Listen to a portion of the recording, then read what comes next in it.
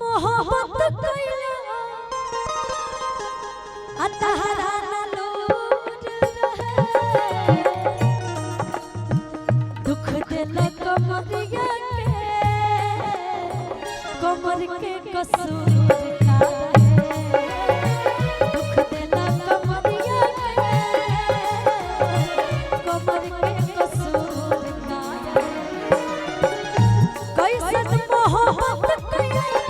तहरा ना लोड रहे कैसन मोहब्बत कइला तहरा ना लोड रहे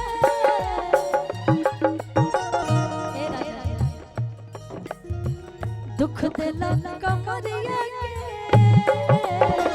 कमर के कसूर का रहे दुख देला कमरिया के कमर के कसूर का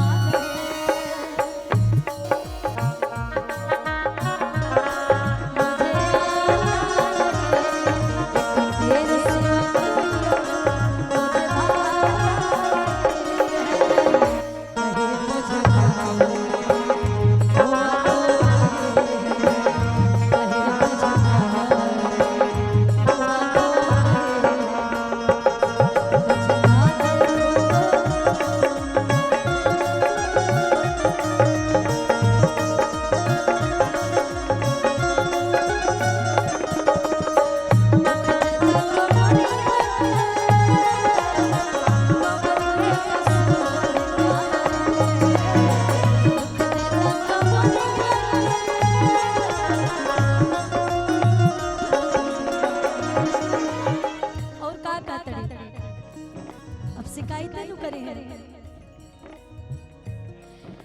कि बड़ी परेशान बनी रजऊ कि तह से हरान बनी रजऊ बड़ी परेशान बनी रजऊ तोह से हरान बनी रजऊ मरले रहा जा मोर दुलरू राजा मरले रहा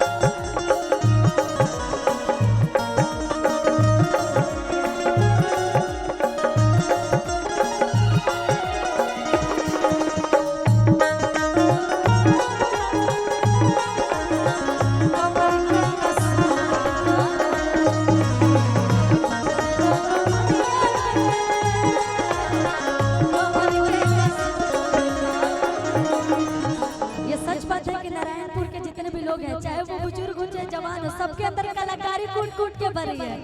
और मैं देखना चाहती हूँ कलाकारी कूट कूट के कुछ बोलना चाहते हैं क्या बोलिएगा बताइए हमारे गांव अब क्या बोले लक्कर जी आए हुए हैं हमारे कुंदन भैया के बच्चे के प्रोग्राम में जनाब हाँ ठीक है सॉरी वही बात नहीं है नातिए हुआ मेरा नीम का पेड़ किसी चंदन से कम नहीं मेरे दोस्तों नीम का पेड़ किसी चंदन से कम नहीं मेरे गांव किसी लंदन से कम नहीं लक्कर जी इस पे कुछ आप एक बोल बोलिए सही बात है नारायणपुर किसी से कम थोड़ी है जब आते हैं अलग ही अंदाज अलग ही प्यार मिलता है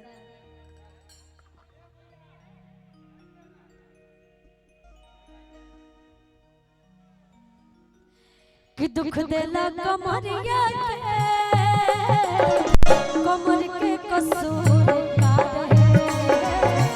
दुख देला कमरिया के कमर के कसूर का